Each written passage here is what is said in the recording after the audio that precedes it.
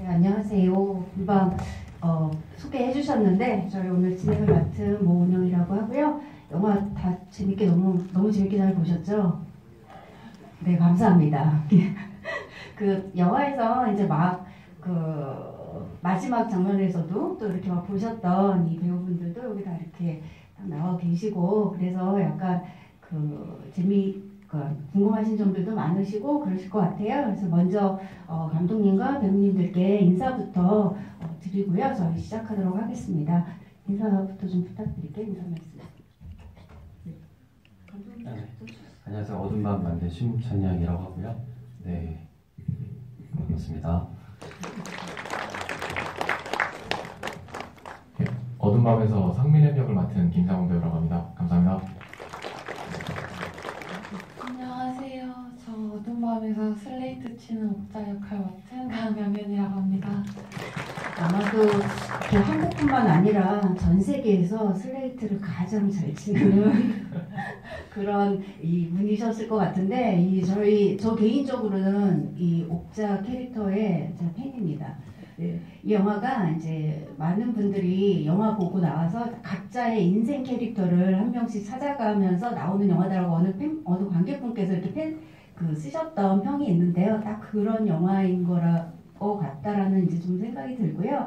여러분들 궁금하신 점 많으실 것 같은데, 먼저 저는 그냥 감독님께 하고 배우님들께 그냥 이 전반적인 이야기에 관한 것들 여쭤보고요. 그리고 질문 받도록 할게요. 그리고 저희가 뭐 또 시간이 그렇게 또 아주 넉넉하게 많은 거는 아니어서 망설이지 마시고 이렇게 질문 궁금하신 점들은 바로바로 해주시면 좋을 것 같습니다. 감독님께 이제 이 작품에 대해서 너무 많이 말씀을 하셨겠지만, 이 영화가 이제 어쨌든 이 단편에 세 번의 이게 시기가 이 세 개의 단편들이 제작 시기가 일정하게 한 번에 이렇게 된 건 아니잖아요. 이 제작이 어느 정도의 시기를 두고서 제작을 하게 됐는데, 이제 어떻게 이런 형식들을 가지게 되셨는지, 그리고 처음 이걸 어떻게 시작하시게 되셨는지, 그 제작 과정에 대한 얘기부터 좀 부탁드릴게요. 네, 영화를 처음 구상을 했던 때는 2014년도였고요. 11월쯤에 인터스텔라가 개봉하던 날에 학교에서 이렇게 밤늦게까지 프로젝트를 진행하다가 12시 15분 새벽이죠. 12시 15분에 극장으로 다 같이 차를 타고 친구들이랑 가는 길에 되게 즐거운 어떤 순간들이더라고요. 아이들이 되게 설레하는 아이들의 모습을 보면서 이런 어떤 설레는 어떤 감정들이 넘쳐나는 그런 영화가 있었으면 좋겠다라는 거에서 처음 시작을 해서 단편 버전을 2015년 1월에 찍었고요.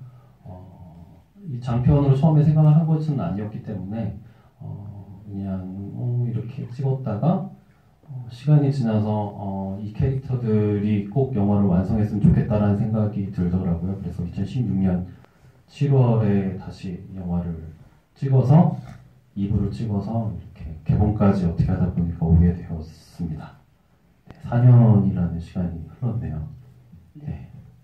이 영화에 이제 맨 뒤에 보시면 2년 뒤에 돌아온다 상민님. 근데 벌써 돌아오셨어요. 그러니까 그만큼 이제 시간이 또 이렇게 흘렀었던 그걸 또 보여주는 것 같기도 하고요. 그러니까 이 상민님 캐릭터 역시 같이 그때 있으셨던, 같이 있으셨었던 거죠. 그리고 이 캐릭터가, 그러니까 영화가 정말 가짜와 진짜와 이 사이에서 이게 정말 다큐멘터리인지 아니면 진짜인지 극인지에 대해서 이렇게 많이 이렇게 다 뒤섞여 있는 그런 영화인데, 정말 상민님은 어디까지가 상민님일까 이게 궁금하거든요.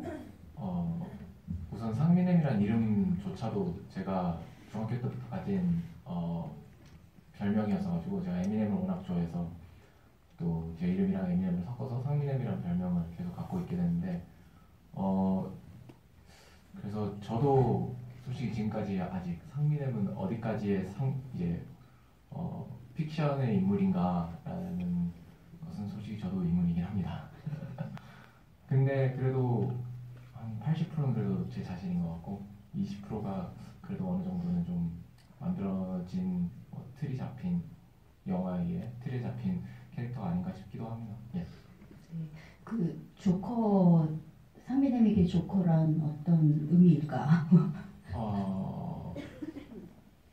상민엠하고 이제 제 자신한테도 그렇지만 이제 조커라는 인물은 제 또 하나의 페르소나가 아닌가 싶습니다. 닮고 싶은 인물. 저희가 이제 이 영화를 보통 아시고서 이렇게 오신 분들도 계시지만 저희가 이제 이게 덕후를 위한 덕후의 영화다 이렇게 또 일명 얘기를 하잖아요. 근데 실제로 굉장한 덕후신 거죠. 그 시작 그렇죠. 그리고 이 배트맨이 어쨌든 이 굉장히 그 뭐라 그러나 원천 이런 거인 거잖아요. 예, 그렇죠. 이제 뭐 거의 슈퍼맨 이후로 두 번째 슈퍼히어로고 그런 의미에서는 이제 원천이라고 볼 수도 있고 근데 그 상민엠을 캐스팅하게 된 계기가 2부 때 주인공으로 상민엠을 하려는 생각은 없었는데 어느 날인가 무슨 만화책 한 권을 보더니 막 화를 내는 거예요. 그래서 너 뭐 왜 화를 그렇게 내고 있니? 그러니까 배트맨이 불살의 원칙을 깨트렸다면서 막 화를 내는 코믹스를 보면서 그래서 이렇게 배트맨을 좋아하는 친구인 줄 몰랐다. 그러면 우리 배트맨 네, 슈퍼맨을 같이 보러 가볼까? 그래서 같이 보러 가는 극장 안에서도 막 화를 너무 내더라고요. 그래서 어떻게 나의 배트맨을 이렇게 망쳐놓을 수 있는가? 그래서 그럼 이 친구를 캐스팅하지 않으면 누구를 캐스팅할까라는 생각에서 2부의 주인공 캐스팅했던 기억이 있습니다. 그러면 이제 더 궁금한 게 이제 이 캐스팅 과정 얘기가 나오면서 저희가 아까도 제가 말씀드렸지만 전 세계에서 가장 이 슬레이트를 잘 치는 이 옥자 캐릭터들은 또 어떻게 탄생을 하게 됐는지 그리고 또 어디까지 마찬가지로 또 어디까지가 진짜이신지도 궁금해요. 두 분께 좀 여쭤볼게요. 일단은 1부에서 슬레이트 치는 친구가 2부에서는 같이 하지 못하게 되면서 2부에서 또 다른 좀 슬레이트를 칠 수 있는 누군가가 없을까라고 하다가 예전부터 저 친구가 댄스 동아리 출신이거든요. 그래서 예전부터 눈여겨봤었는데 그래도 다음 세대가 이전 세대보다는 좀 더 발전되고 성장했으면 좋겠다. 그래서 성장의 어떤 기괴한 단면이랄까요. 그래서 좀 춤을 추면서 슬레이트를 칠 수 있는 인물은 누가 있을까 하다가 저 친구가 떠올랐고 그래서 해볼래라고 했나? 아니 어쨌든 어떻게 하다 보니까 하고 있더라고요. 그 말씀을 들으셨을 때 파리바게뜨 알바하고 있을 때 불렀죠. 네. 휴학하고 버바에서 알바하고 있을 때 전화 와가지고 그때는 이렇게 춤추면서 하라고 하실 줄 몰랐고 슬레이트만 치면 된다고 하셔가지고 왔는데 계속 슬레이트만 그렇게 쳤습니다. 슬레이트를만 치면 된다고 하셨을 때 어떻게 칠 것이라고 하고 오셨었나요?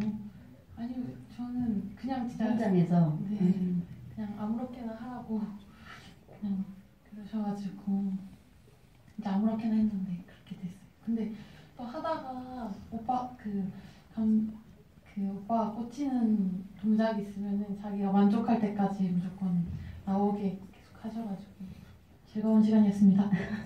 네, 그 훈훈한 마무리를 이렇게 막 하시면서 근데 강현빈 이제 금방 아까 이제 성장 이야기를 하셨는데 영화를 보면 이게 전체적으로 어떻게 보면 결국은 좀 캐릭터들도 다 성장을 하고 이 성장에 관한 얘기다라는 생각도 약간 일부는 들긴 하거든요. 그러니까 뭐 처음에 예를 들어서 맨 처음에 이 메이킹을 찍던 조빈 같은 경우에 아예 정말 포커스도 못 맞추던 포커스가 다 나가있던 화면을 이제 일부러 잡으시면서 하지만 뒤에 가면 정말 그렇게 멋진 슈퍼히어로 영화가 나오게 되다니 그래서 이제 그렇게 어떻게 뭐 설계 같은 것들 굉장히 설계가 정말 잘 된 굉장히 치밀한 영화라는 생각이 드는데요. 이제 그걸 어떻게 또 이제 하셨는지 궁금합니다. 일단은 2년을 걸쳐서 저희가 찍었잖아요. 그러면서 저희 스스로도 성장을 좀 했었던 것 같고요. 그다음에 뭐 조빈이라는 친구 같은 경우는 실제로 1부를 찍고 나서 갑자기 유학을 떠나겠다고 그래서 미국으로 훌쩍 떠나더라고요. 그래서 또 떠나는구나. 잘 가 다음에 다시 만나자 하고 있다가 영화 2부를 찍고 싶다고 해서 연락을 했는데 미국에서 날라왔어요. 그래서 유학 도중에 그래서 같이 영화를 찍게 되면서 그러면은 이 이야기는 전체적으로 2년에 걸친 어떤 순간들 속에서 모두가 좀 성장하는 느낌이었으면 좋겠다. 그것이 어떤 카메라의 무브먼트라든지 아니면 캐릭터 뭐 슬레이트 치는 방법이라든지 뭐 이런 식으로 어떻게든지 간에 좀 성장을 했으면 좋겠다라는 생각이 들어서 그렇게 시나리오 쓸 때 반영을 했던 것 같아요. 이게 굉장히 이제 영화들을 보면 여기에서 저희가 이제 3부 이렇게 나눠져 있을 때 그 시선, 그러니까 그 제목이 다 그 카메라를 가지고 있는 메이킹을 찍는 사람의 이름이잖아요. 조빙, 민수, 그 다음에 이제 영화 그 자체. 그러니까 이 영화가 어떻게 보면 이거 전체가 다 이제 메이킹 필름이다. 하나를 만들어가는 영화를 완성해가는 그 과정에 관한 영화다라는 생각도 이렇게 드는데요. 그렇게 이제 그 챕터의 이름들을 또 그렇게 정하신 또 특별한 이유가 있을 것 같아요. 생각이 뭐 그랬던 것 같습니다. 카메라 아무래도 카메라 뒤에서 벌어진 일들에 관한 이야기니까 그리고 또 이 모든 영화들은 그 카메라를 잡은 사람의 시선 내지는 저는 편집도 그 친구들 민수와 조빙이 했다고 생각을 하는데 영화 속에서는요. 그래서 그럼 그 사람들의 어떤 시선이 들어간 그 사람들만의 관점이지 않을까. 그래서 이름을 이렇게 붙였던 것 같고요. 그 모든 것이 합쳐서 하나로 영화로 되는 게 3부 영화이지 않을까. 그래서 이름을 그렇게 붙였던 것 같습니다. 혹시 뭐 이렇게 말씀 들으면서 궁금하신 점들 있으시면 바로 더 질문해 주셔도 되거든요. 궁금하신 점 있으신가요? 네, 저기 일단 저분께 좀 드릴게요. 영화 재밌게 잘 봤습니다. 이제 궁금한 게 뭐냐면은 이제 다크 나이트지 않습니까? 어두운 밤. 근데 다크 나이트가 알고 제가 이 영화를 보기 전에는 기사 있지 않습니까? 어둠의 기사. 그걸로 알고 있었는데 그냥 밤 이야기하니까 이걸로 그냥 패러디해가지고 웃기려고 한 건지 아니면 그때는 뭐 앞에 K를 모르고 그냥 했던 건지 궁금한 게 있지 않습니까? 두 번째는 이제 20대 학생들이 와가지고 한번 물어보는 건데 이 외국 같은 경우에는 가장 창의성이 발달하고 이 예술적으로 이 두뇌가 활발한 게 10대들이지 않습니까? 영화라는지 무슨 패션이라는지. 근데 이 한국 같은 데는 이 10대들이 왜 가장 창의성이 뛰어날 시기에 아무것도 하지를 못하고 그냥 억눌러 지내고 문화예술적으로 뛰어나는 사람이 없는 게 감독님이 생각하기에는 이게 한국적인 유교 문화 때문에 그런 겁니까? 아니면 한국의 10대들은 외국의 10대에 비해서 능력이 부족해서 그런 건지 그러지는 않을 텐데 왜 10대들이 진짜 왜 못하는지 좀 알고 싶거든요. 너무 큰 원천적인 질문을 좀 감독님께 해주시고 계셨는데. 네, 한국에서 저는 되게 세계에서 가장 뛰어난 머리를 가지고 있는 10대들이 한국 10대들이라고 생각하고요. 어떤 유명한 그 프로게이머들 봐도 다 한국 학생들이 세계를 제패하고 있다는 걸 봐도 그렇지 않을까라는 생각이 들고 뭐 그거에 대해서 제가 답변을 드리기는 좀 애매한 것 같고요. 그 다크나이트는 왜 그럴까요, 상민은? 네, 그 K가 저희가 실수로 뺀 건 아닌 것 같고요. 근데 그냥 어두운 밤 저작권 걸릴까봐 살짝 피해가는 느낌도 있고요. 어두운 밤이라는 것 자체가 되게 어떻게 본다면 이 청춘들의 모습이지 않을까, 좀 상황 순간이지 않을까라는 어떤 중의적인 의미도 있다고 생각은 해봤어요. 그래서 나중에 보면은 밝은 낮은 돌아온다라고 하잖아요. 그래서 지금은 이런 조그마한 단편을 찍으면서 밝게 즐거워하는 이 청춘들이 언젠가는 좀 밝은 날을 좀 맞이했으면 좋겠다. 좀 더 뭐 개인적인 바람이자면 제가 그 밝은 낮을 언젠가 좀 봤으면 좋겠다라는 생각이 들었습니다. 저는 10대 응원하고요. 스노우시한 문제를 그런 식으로 내지 않았으면 좋겠다라는 생각도 좀 들고 그렇습니다. 그렇죠. 밝은 낮을 저희가 보기 위해서는 또 여기 관객분들이 계속해서 이제 응원을 해주셔야 저희가 또 이 후속적인 밝은 낮을 또 볼 수 있을 것 같기도 하고요. 아까 금방 말씀하신 것처럼 이제 이 영화가 그 제목도 그렇고 전체적으로 패러디라고 하는 이 방식들을 되게 이제 영화에 되게 중요한 이 기저로 삼고 있는데, 그러니까 잡고 있는데요. 이 패러디, 그러니까 보시면 뭐 어떤 한국 사회에 대한 패러디 같은 것도 있잖아요. 이렇게 괜히 선배인 년 하면서 하는 이 위계에 관한 거라던가, 이런 게 굉장히 패러디나 혹은 풍자라는 형식으로 해서도 많이 여기 또 영화가 보이더라고요. 그래서 그런 이제 어떤 뭐 패러디라는 방식들 그걸 또 선택을 하신 이유들이 또 그러니까 이런 톤을 정하신 그런 것도 좀 궁금했습니다. 영화를 처음 이 영화를 했을 때 좀 뭐 영화제 내지는 개봉 이런 어떤 영화 외적인 부분에 대해서 고민하고 싶지 않았고요. 오로지 저하고 같이 함께하는 친구들의 취향을 완벽하게 저격하는 그런 영화를 만들자라는 생각에서 시작을 했기 때문에 저희가 가장 좋아하는 어떤 패러디들 그 방식들을 좀 취향을 좀 찾아가는 그런 순간들이었던 것 같고요. 그다음에 뭐 한국적인 상황들이 엮여 있는 것은 우리가 한국 땅에서 살고 있기 때문에 어떤 그런 상황들에 대해서 우리가 어떻게 하면 좀 이겨낼 수 있을까 내지는 대처할 수 있을까를 봤을 때 저는 어떤 풍자라든지 아니면 드립이라고 생각을 했고 그래서 한번 신나게 한번 드립을 쳐보자 영화로 이렇게 해서 이렇게 나온 것 같습니다. 상민님을 이제 하시면서 가장 뭐라고 해야 되나? 그러니까 처음 보면 이거 역시 이제 또 뭐 아까 말씀드린 거랑 조금 중복이 되는 거긴 하지만 처음에 보면 이제 굉장히 온순하게 이렇게 하는 그 되게 온순보다는 뭐라 그러나 그러니까 소극적인 그런 모습에서 이제 영화라는 걸 향해서 계속 이렇게 나아가는 그러면서 이게 그 캐릭터가 굉장히 이제 입체적으로 이렇게 좀 바뀌는 그 전환되는 순간들이 있는데요. 그러니까 그 캐릭터들을 또 이제 아까 이제 뭐 내가 누군지 뭐 이런 걸 잘 모르겠다라고 말씀하셨지만 그래도 이 캐릭터들을 만들어가는 과정 같은 것들이 또 어떠셨는지도 궁금하기도 합니다.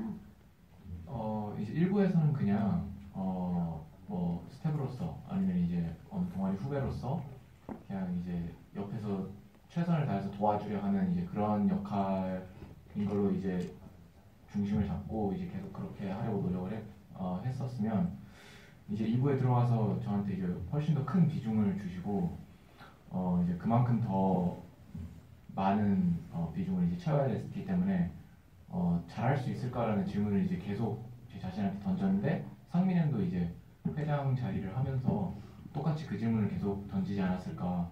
그래서 이제 회장 자리를 결국 이제 처음에 받았을 때도 이제 제가 잘할 수 있을까요?라고 이제 물어보는 것도 그때부터 시작해서 이제 쭉 끝까지 얘가 어떻게 하면 잘하는 거지? 뭐 이제 잘하는 게 뭔지 말해줄 사람이 없으니까 자기가 알아서 그 잘하는 게 뭔지를 찾아가는 좀 그런 과정이 있었던 것 같아요.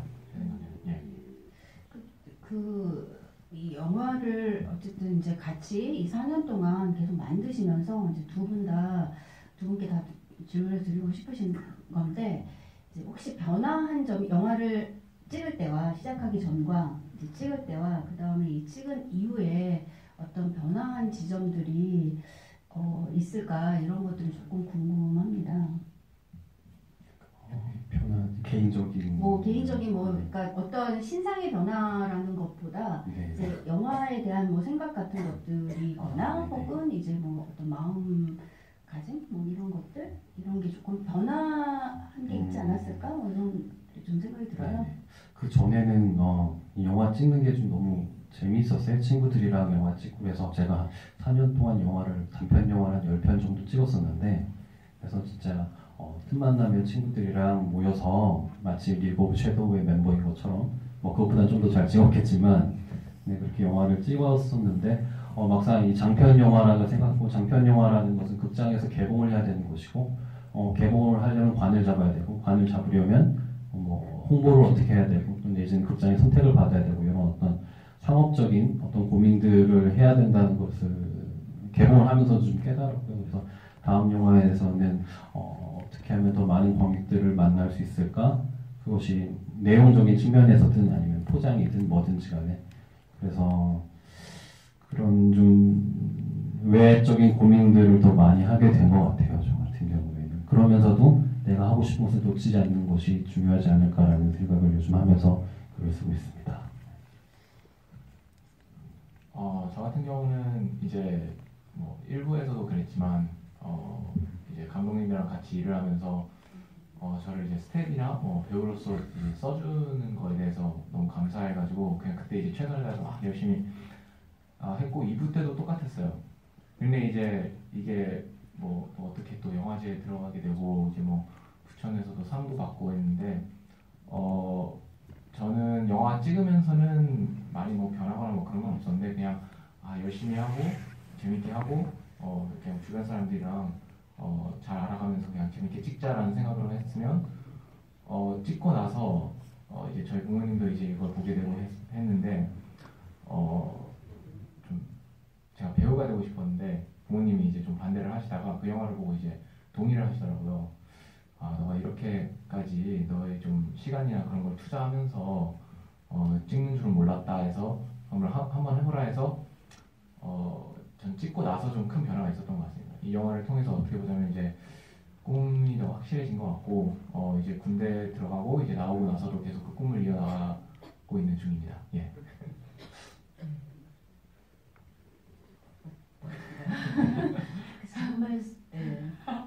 저는 영화 한 3일 찍었나? 3일 정도 찍고 갔는데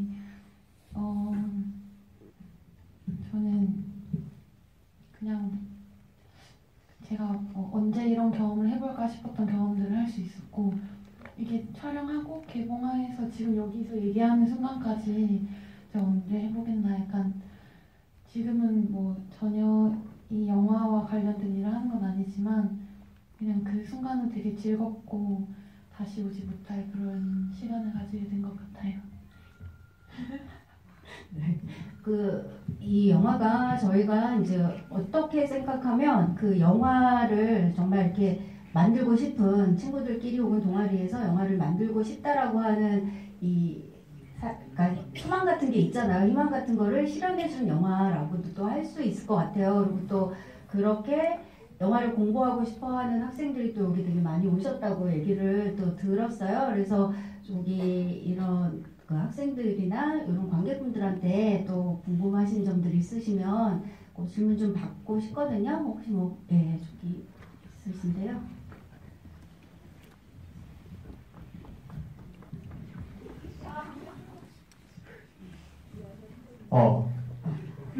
그거 모공까지 찍히는 카메라 얼마짜리요? 네, 발음이 뭐라고요? 그 모공까지 선명하게 찍히는 카메라 얼마짜리요? 모공까지 찍히는 카메라 그 카메라 이해 못했어요. 모공까지요? 모공 아니 고프로 말고 이 카메라를 하나 사줘야 되겠어. 그 영화 촬영하던 내내 사용하던 카메라 그거 얼마짜리인가요? 카메라 가격이요. FS5를 검색을 해보시면 나올 것 같아요. 근데 소니 FS5였던 것 같은데 제가 또 잘 모르겠어요. 카메라에 관심이 많으시군요. 네네네. 여기 질문 받을게요. 네, 영화 정말 잘 봤습니다. 저도 여기에서 영화 제작소 할 때 저도 그렇게 질문받았던 경험이 기억이 나는데요. 이제 제가 영화를 보면서 느꼈던 게 이게 사실은 어떠한 긴 메이킹 필름 같은 영상을 하나의 영화로 이제 장편 영화로 만드신 거잖아요. 그래서 이 방식이 굉장히 참신하다고 저는 개인적으로 생각을 했어요. 그래서 혹시 이런 이제 발상 같은 것들이 어떤 과정에서 노출이 되었는지 좀 궁금해서요. 네, 처음에 일부를 찍었을 때 첫날 촬영을 하면서 이게 질문이 이거였어요. 이게 과연 영화로서 성립을 할 수 있을까를 고민을 했고요. 근데 그렇다면 영화는 뭐지라는 고민을 막 하다가 일단 찍어보자. 그러면 영화인지 아닌지 알게 되겠지. 이러고 처음에 그냥 찍기 시작했어요. 했는데 원칙은 뭐였냐면 배우들이 그러니까 연기하는 느낌이 아니라 실제로 뭔가 살아있는 순간들을 배우들끼리 만나면서 좀 살아있는 순간들이 좀 포착되었으면 좋겠다. 그럼 포착된 순간들이 계속 영화 내내 이어졌으면 좋겠다. 그러면서 중간중간 내가 원하는 드립을 쳤으면 좋겠다가 저의 원칙이었어요. 그래서 찍고 나서 편집을 하면서 일부 결과를 보니까 어느 정도는 이게 영화로 부를 수 있지 않을까라는 생각이 들었고 나중에는 2부랑 3부를 붙여서 영화로 개봉을 한다면 뭐 괜찮지 않을까라는 생각이 들었던 것 같아요. 처음에는 그렇게 시작을 했었던 것 같습니다. 저희가 처음에 이제 시작한 그 메이킹 필름에 비하여 거기에 정말 이렇게 굉장히 아마추어리처럼 보이게 막 또 이렇게 촬영을 많이 하셨잖아요. 그런데 그 뒤에 이제 저희가 완성된 영화를 봤을 때는 정말 보컬이지 않습니까? 그죠? 네, 거기에서의 어떤, 그러니까, 그 영화들도, 그러니까 거기, 그런 어떤 뭐라 그러나, 아니면 밸런스 같은 거, 그런 걸 또 정하실 때 또 되게 카메라를, 촬영 감독에게 처음에 말했던 것은 이 컨셉 자체가 카메라를 처음 잡아본 사람이 촬영을 하는 푸티지를 가지고서 메이킹 필름을 만들기 때문에 촬영 감독님한테 카메라를 처음 찍어본 사람처럼 못 찍어주세요라고 요구를 했어요. 그러면서도 어느 정도의 이게 납득이 가능한 관객들이 극장에서 볼 수 있을 만한 영상을 찍어주세요라고 해서 매우 난감해하다가 그래서 형 다리만 찍어볼까요? 내지는 형 포커스는 여기서 나가볼까요? 이런 식으로 해서 어떤 대안적인 방법들을 계속 그때 현장에서 좀 찾아 나갔던 것 같고요. 일부에서 어떤 축적된 데이터들, 배우들도 그렇고 또 촬영 스태프들도 그렇고 그런 데이터들을 바탕으로 이후를 촬영할 때는 좀 더 자유롭게 확신을 가지고 촬영을 했었던 것 같습니다. 저희가 그러니까 세 번째 네네. 네, 지금 얘기를 하려던 거를 네. 살짝 까먹었습니다. 네, 죄송합니다. 질문부터 받고. 네. 네, 영화 너무 재밌게 잘 봤는데요. 영화 보는 내내 뭔가 그 한국 영화에 관해서 한국적인 것, 뭐 이런 네네. 질문들이 조금 보였고, 나중에 마지막에 영화 부분에서도 어쩌면은 한국적인 것을 좀 담아내려는 시도가 좀 보였던 것 같기도 해서 저는 개인적으로 감독님이 생각하시는 한국적인 영화가 어떤 건지 좀 궁금해서. 네. 그래서 뭐 한국적인 것에 대한 얘기들이 되게 많잖아요. 그래서 그게 뭘까를 계속 고민을 하면서 저 고민했는데 전 영화 찍을 때 답을 못 찾았고요. 그래서 답을 못 찾는 친구들이 어떻게 하면 한국적으로 보일 수 있을까를 고민하면서 저렇게 그러면 무조건 무슨 한국적인 탈이 나오면 한국적이라고 느껴지지 않을까라고 생각하지 않았을까 아이들이라면 이런 식으로 좀 이제 거리를 두고서 그렇게 표현했던 것 같고요. 지금 와서는 좀 약간 한국적인 게 뭐지라고 했을 때 좀 개인적으로 결론을 내린 건 뭐냐면 근본 없음이라고 저는 되게 생각을 하거든요. 그리고 평창 동계올림픽 때 개막식을 보면서 너무 느꼈고요. 그래서 이 모든 대중문화의 모든 전반이 근본 없음, 그 다음에 근본 없음 자체가 되게 좋은 건 자유도가 되게 높다는 거. 그러면은 여러 가지 것들을 마음껏 이렇게 믹스해서 잘 표현할 수 있다라는 생각이 들었고요. 그래서 앞으로도 계속 이렇게 근본 없이 찍으면 되겠다라는 생각을 하게 되는데, 욕 먹을 것 같은데요. 이거 근본 없다고 생각합니다. 네. 한국적으로 해서 한 것, 그러니까 선택하신 것도 그 예비군 역시 그런 선택이셨습니까? 예비군 슈퍼히어로라니 세상에요. 근데 예비군들 너무 멋있지 않나요? 근데 저는 되게 아저씨들이 너무 이제 아저씨가 아니네요. 동생들이네요. 어렸을 때 예비군 아저씨들 보면 되게 아무데나 오줌 싸고 이러고 보면서 어떻게 저렇게 자연스러울 수 있지? 어떻게 창피한 게 없어질 수 있지? 되게 멋있는 형들이었는데 금방 이러면 아무데나 가르침 뱉고 그래서 정말 거침없는 다크 히어로 같다라는 생각을 어렸을 때 그런 인상을 받았던 게 지금 기억이 나요. 그래서 예비군 히어로라면 되게 얼척없고 되게 어이없으면서도 은근히 멋있는 뭐 그런 게 생각이 들어서 그렇게 했던 것 같습니다.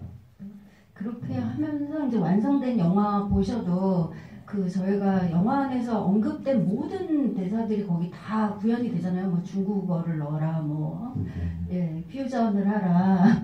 그래서 저희가 생각하는 것으로 만들면 저렇게 영화가 될까라고 하는데 영화도 굉장히 뒤에 영화들은 또 되게 고퀄리티로 이렇게 또 이렇게 나오게 됐었는데요. 그런 것도 궁금합니다. 어떻게 또 어쨌든 개인적인 두려움이었던 것 같아요. 그거는 앞으로 상업 영화를 하게 되면 그 수많은 사람들, 제작사, 투자사들로부터 이해할 수 없는 요구들을 받게 될 텐데 그것을 난 어떻게 잘 매니지할 수 있을까? 라는 고민이 그게 어떤 공포가 근원이었던 것 같고요. 그래서 얘네들이라면은 상민엠이라면 이런 걸 다 섞어서 말도 안 되게 영화를 찍겠지? 그래서 그럼 이런 결과물이 나오겠다라고 생각을 해서 그렇게 마구 넣었는데 이 영화 어둠 밤 리턴즈라는 영화 자체로 뚝 떨어놓고 봤으면 이 영화를 보면 뭐야 이거라고 생각을 많이 하실 하실 것 같다는 생각이 들거든요. 그래서 뭐 그런 것 같습니다. 그래서 이건 전체로 다 봤을 때 재밌지만 조금만 따로 보면 그래서 어쨌든 저희 공부가 아닐까.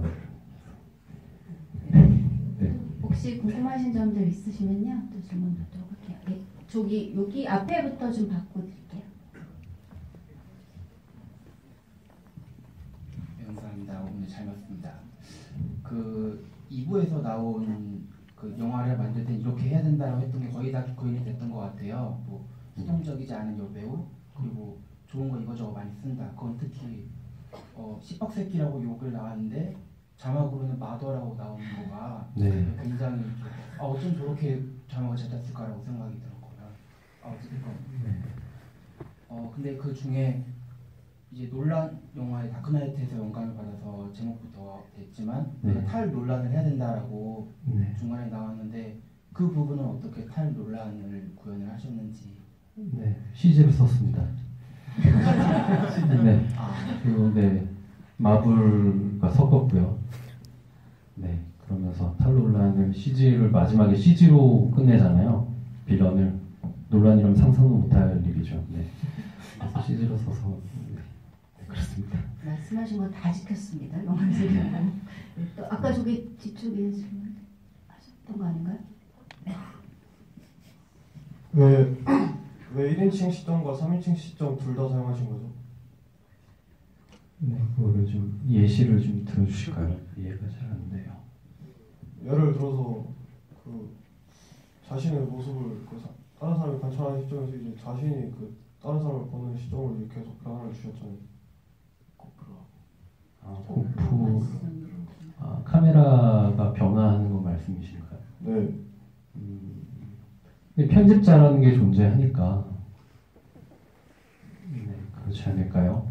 카메라를 어쨌든 카메라 푸티지를 모아서 다큐멘터리 메이킹 필름을 찍은 거니까 그 푸티지들을 모아서 1인칭으로 찍었던 카메라도 푸티지로 사용을 하고 그 다음에 그러니까 카메라가 총 3개가 나올 거예요. 고프로가 나오고 그 다음에 메이킹 필름을 찍는 카메라 그리고 영화를 찍는 카메라 이 3개가 나오는데 그러면서 그 푸티지를 모아서 보통 메이킹 필름 자체도 그렇게 푸티지를 모아서 이렇게 보여주잖아요. 그래서 그렇게 된 게 아닐까 싶습니다. 뭐 엄청난 의도가 있는 건 아니고요. 그 카메라 말씀이 나와서 또 질문을 조금 더 연장해서 드리면 이 영화는 전체적으로 보면 이게 누군가의 시선이라고 하는 누군가가 계속 찍고 있는 이런 그 구조로 되어 있고 또 이제 마지막 그 영화 같은 경우도 보는 거잖아요. 그 이 시사회를 통해서 보는 누군가를 본다라고 하는 게 있는데 이때 이제 영화에서의 시선이라고 하는 것들이 좀 굉장히 좀 궁금했었어요. 과연 누구의 시선이고 어떤 걸 보기 위하여 이렇게 구조를 만들었을까? 너무 어려운 질문이어서 그럴까요? 네. 네. 제가 나중에 쓰도록 하겠습니다. 네네네. 좀 평가를 글로 해주시면 제가 보면서 많이 적어야 나의 무의식은 저거였어. 저희 무의식을 좀 읽어주시면 감사하겠습니다. 뭔가 이렇게 좀 떨어뜨려 놓고 보고 싶은 마음이 계속 있었나. 그러니까 코미디에 대한 어떤 애호? 좋아하는 감정이 있는데 코미디가 보통 이렇게 좀 떨어뜨려 놓으면서 인물을 객관화시키면서 좀 이렇게 우스꽝스럽게 보이면서 이렇게 코미디를 창조를 많이 하잖아요. 그런 식으로 인물 안으로 들어가는 게 아니라 인물을 좀 떨어뜨려 놓으면서 그러면서 좀 어떤 객관적으로 좀 볼 수 있는 것 같고 그래서 그랬던 게 아닐까 싶은데 네, 나중에 알려주시면 제가 잘 써먹겠습니다. 저 몰라서 궁금해서 여쭤본 거였고요. 그 저희 이 패러디 하면서 저희가 또 굉장히 여기 영화에는 수많은 패러디가 이제 존재하는데 이 이름 자체가 또 패러디인 거잖아요. 옥자 그죠? 근데 이게 제작 시기가 그 당시에 저희가 옥자 딱 개봉할 때 막 그때여서 저는 사실 처음에 이제 영화를 봤을 때 약간 긴가민가 정말 그 옥자인가 막 이랬었거든요. 근데 그런 거죠. 그리고 옥자를 이렇게 하신 이유는 또 뭐예요? 네, 촬영했을 때는 이제 옥자라는 영화가 이제 스타일을 썼을 때 아마 연출부를 구하고 계셨던 거 그랬을 거예요. 그래서 영화를 찍을까 아니면 연출부에 지원을 해볼까 하다가 영어를 잘해야 된다고 하길래 그래서 그러면 난 아웃 이렇게 했고 그래서 뭐 영화를 찍지 뭐 그러다가 캐릭터 이름 옥자로 하지라고 해서 이 친구한테 말했는데 옥자라는 역할이야라고 말했는데 그냥 옥자가 사람인 줄 알았나 봐요. 그래서 알았다고. 나중에 알고 옥자 개봉날 같이 옥자 보러 갔거든요. 같이 둘이서 보러 갔고 그 전에 돼지고기를 제가 사줬어요. 그랬던 기억이 있네요. 맛있게 먹고 나서 영화 재밌게 봤던 기억이 있습니다. 현장에서 제일 재밌거나 제일 힘들었거나 뭐 3일이라고 하셨지만 그래도 그만큼 강도 높게 이제 또 여기서 현장에 계셨을 텐데 또 어떠셨는지 가장 인상적이었던 순간들 어느 거 좀 궁금합니다. 저희 운동장에서 네. 이렇게 몸 풀고 제가 언니를 소개시켜준 장면이 있어요. 근데 상민이랑 다른 민석이랑 이렇게 있고 잘 보시면 진짜 콩알만하게 운동장을 계속 돌거든요. 근데 저 진짜 안 보이는데 오빠가 무조건 돌아야 된다고 그 여름에 학교 운동장을 엄청 돌았는데 콩알만큼 나와요. 그게 꼭 말하고 싶었습니다. 그게 정말 이게 저 신고도 울렸어요.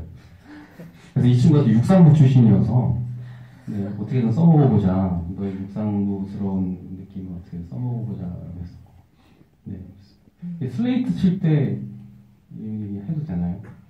해도 돼요. 슬레이트 칠 때 이렇게 춤추면서 추잖아요. 이렇게 치고 있는데 이 친구 전 남자친구가 이렇게 지나가다 보고 있더라고요. 그래서 제가 양심적으로 네, 커트를 할까 말까 하다가 이거 커트 하면은 이게 영화 진정성이 떨어지지. 커트할 수 없어. 그래서 저 친구도 끝까지 꿋꿋하게 슬레이트 춤추면서 모습을 보면서 정말 앞으로 뭘 해도 될 친구구나라는 생각이 들었습니다. 축하드립니다. 이 일이 모두 3일 안에 3일 동안 이루어진 거라는 말씀이시죠. 네. 저희 뭐 또 궁금하신 점 있으시면요 질문 계속 받을게요. 예, 이쪽에 계세요.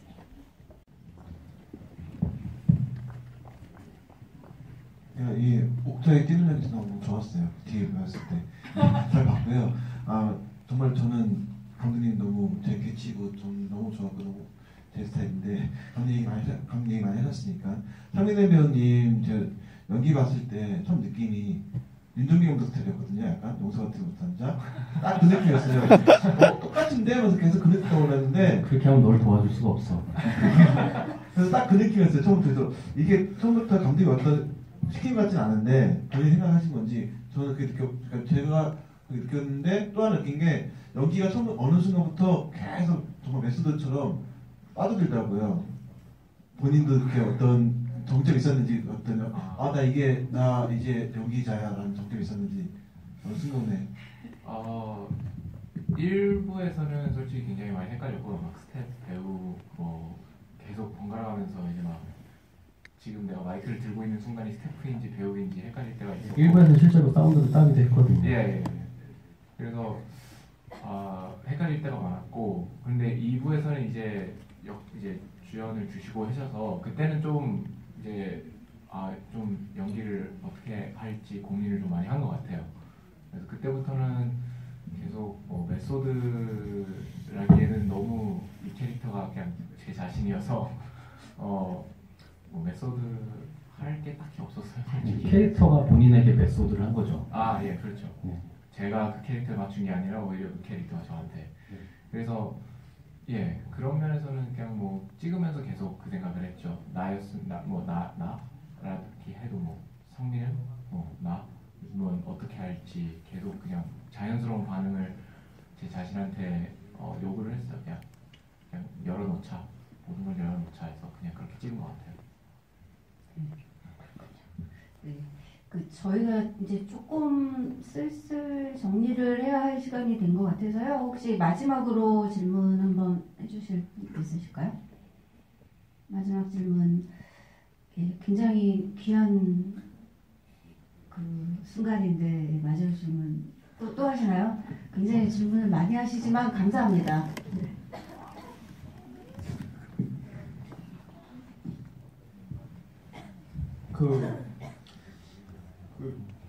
영화를 찍다가 중간에 막 폭력적인 분이 한 분 계셨는데 그 분이 때렸을 때 기절하는 묘사가 있던데 그거 진짜로 기절한 건가요? 실제로 영화는 영화고요. 실제로 기절을 하면 그 영상을 쓰면 안 된다고 저는 생각해요. 되게 윤리적인 문제인 거고, 네, 영화를 찍다가 사람이 죽었다고 그 푸티지가 잘 나왔다고 그 푸티지를 쓸 수 없듯이, 네, 실제로 기절한 영상을 쓸 수는 없죠. 네, 그것이 어떤 예술적인 선택이지 않을까 싶습니다. 그렇네요. 이게 다큐멘터리처럼 보이지만 네. 다큐멘터리가 아닙니다. 아시죠? 열심히 그것도 되게 타이밍을 맞춰서 연습을 많이 했던 그 푸티지가 있더라고요. 어제 보니까 공식 인스타에 올릴 테니까 뭐 연습하는 거 보시면 이해가 되실 겁니다. 그냥 마지막으로 세 분께 좀 질문 드리고 싶게 한 말씀씩 드리고 싶은 거는 이제 세 분께 LOV란 과연 무엇일까? 우리 학생들도 다 감화시킨 이 LOV란 과연 무엇일까? 한 말씀씩만 좀 부탁드릴게요. 옥장 먼저 해주시면. 제 사행시를 부탁드리려다가 참았습니다.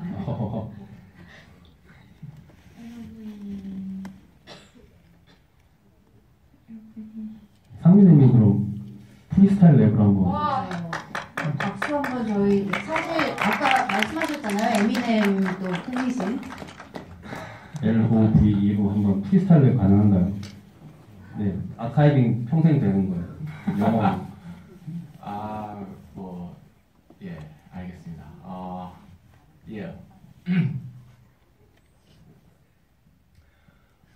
Love is spelled with 4 letters, L-O-V to the E. I do the R-A to the P. People asking me what I do for a living. I'm telling them that I'm loving everything that I be seeing around. Everything goes down, but I pull it back up with the heart that I got. Everybody knows when I do this, I'm at the top. But what is it that you want? Is it in your heart, or is it something you taunt? Is it something that haunts you at night and makes you wake up? But if it is, then I guess you can't fake it up. Make it up, make it inside your head. Pull it out and make it in and dead. Make it drop dead the moment, but you know you'd resurrect.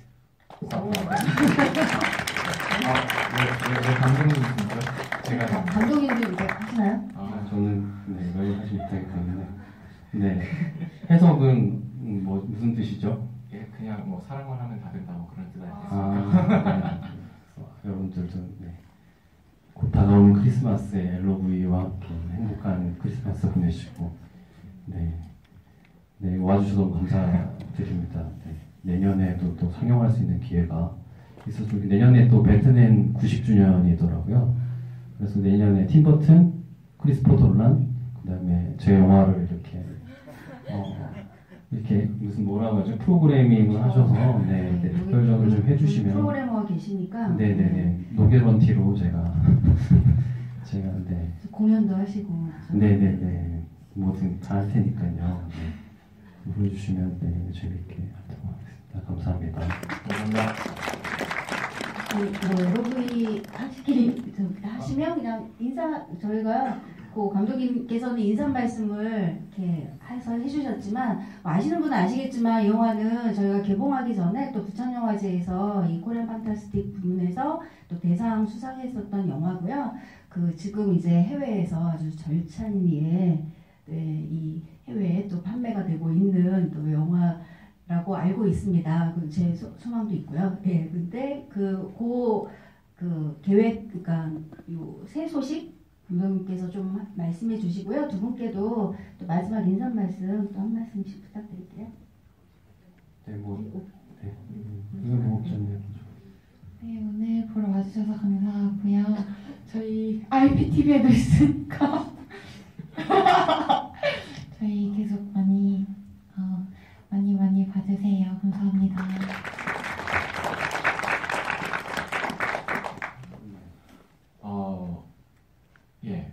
여기 영화에 관심이 많은 사람들이 와 있는데 참 제가 영화를 찍으면서 느낀 점인데 열정만 있으면 되는 거긴 하지만 또 참 힘들긴 하더라고요. 열정 하나로만 하기에는.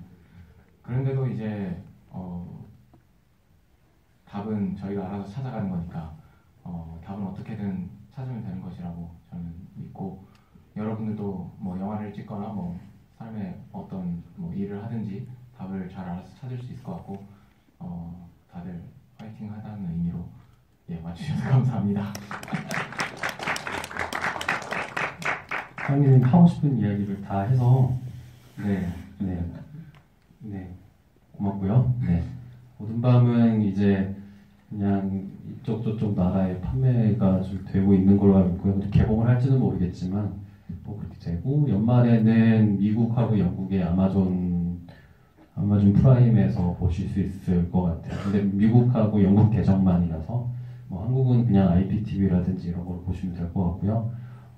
내년에도 이렇게 또 특별전이라든지 아니면 1주년 기념 상영, 개봉 뭐 이런 것들로 좀 뭐 어떻게든 찾아뵐 수 있었으면 좋겠고, 저도 다음 영화 열심히 준비하고 있으니까 기억나시면 그때 개봉했을 때 또 찾아주시면 좀 더 사랑스러운 영화로 또 찾아뵙도록 하겠습니다. 감사합니다. 많은 응원 부탁드리고요. 다시 한번 큰 박수 부탁드리겠습니다. 고맙습니다.